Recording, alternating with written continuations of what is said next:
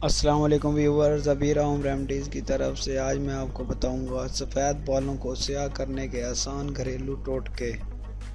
क्या मर्द क्या औरत, सफ़ेद होते बाल सबके लिए ही दर्द सर होते हैं। लाख कोशिश करो इन्हें छुपाने की, मगर मजाल है जो ये खूबी किसी की नज़र से उजल हो जाए। हम आपको 3 ऐसे घरेलू टोटके बताते हैं जिनके ज़रिए सफ़ेद बाल ख़त्म नहीं तो कम अज़ कम ज़रूर हो जाएंगे।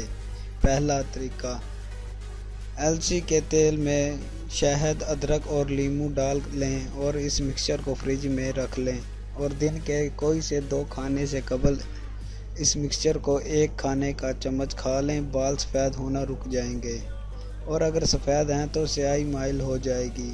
दूसरा तरीका, कड़ी पत्ता लें और उसे नारियल के तेल में अच्छी तरह से उबाल लें। अब तेल ठंडा करें और उसे सर पर लगाएं। सफ़ेद होते बालों में वाज़ेह फ़र्क महसूस होगा। तरीका नंबर 3, कुछ महीनों तक गाय के दूध से बने मक्खन से सिरका मसाज करें। सफ़ेद बाल तेज़ी से कम हो जाएंगे। मज़ीद वीडियोज़ के लिए मेरे चैनल को प्लीज़ सब्सक्राइब ज़रूर करें और वीडियो को शेयर करना मत भूलें। शुक्रिया।